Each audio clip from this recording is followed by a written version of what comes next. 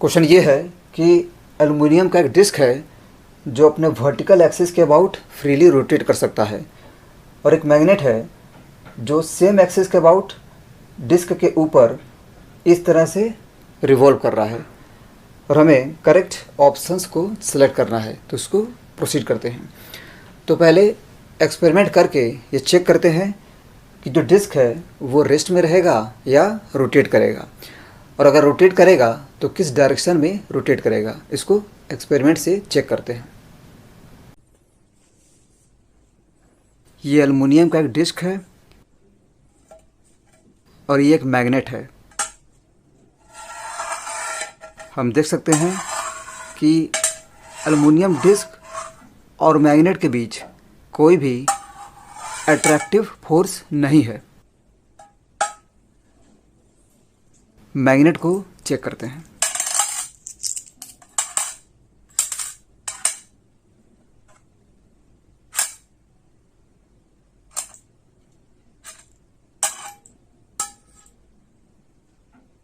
तो कंफर्म है कि ये एक मैग्नेट ही है। अब हम चाहते हैं कि ये जो डिस्क है वो अपने वर्टिकल एक्सिस के अबाउट फ्रीली रोटेट कर सके। तो सबसे आसान तरीका ये होगा कि डिस्क को वाटर में फ्लोट करा देते हैं।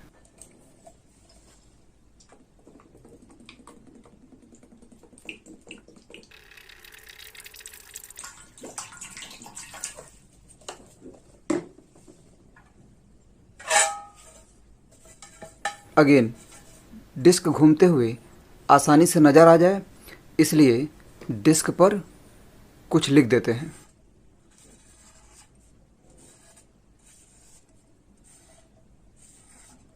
DPP physics.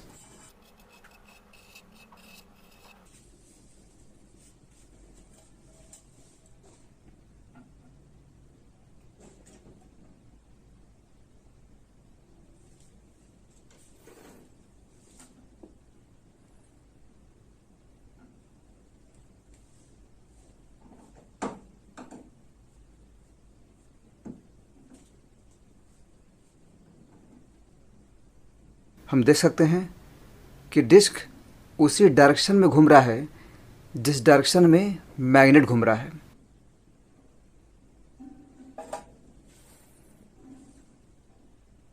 अब मैग्नेट को उल्टा घुमाते हैं तो डिस्क पहले स्टॉप करेगा, फिर अगेन मैग्नेट के डायरेक्शन में मूव करेगा। तो डिस्क स्टॉप हो गया। अब मैग्नेट के डायरेक्शन में मूव करना स्टार्ट करेगा।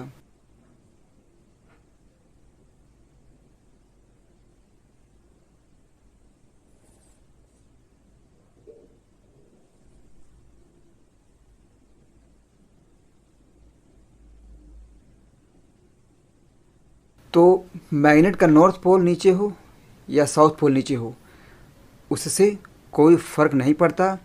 डिस्क हमेशा उसी डायरेक्शन में रोटेट करेगा जिस डायरेक्शन में मैग्नेट रोटेट करेगा। ये कंफर्म हो गया।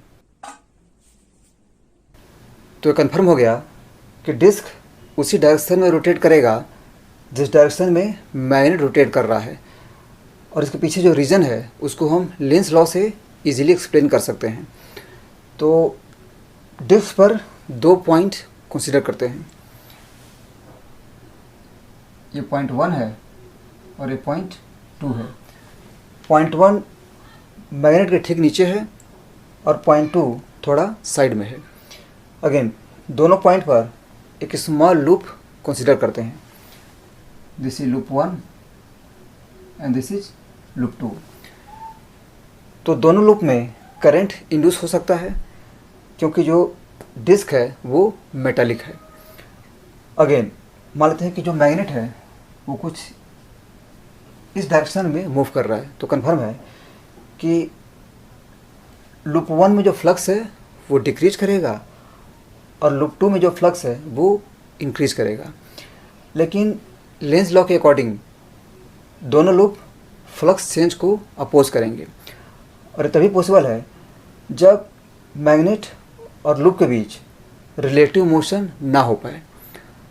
तो रिलेटिव मोशन को अपोज करने के लिए जो डिस्क है वो उसी डायरेक्शन में रोटेट करेगा जिस डायरेक्शन में मैग्नेट रोटेट कर रहा है।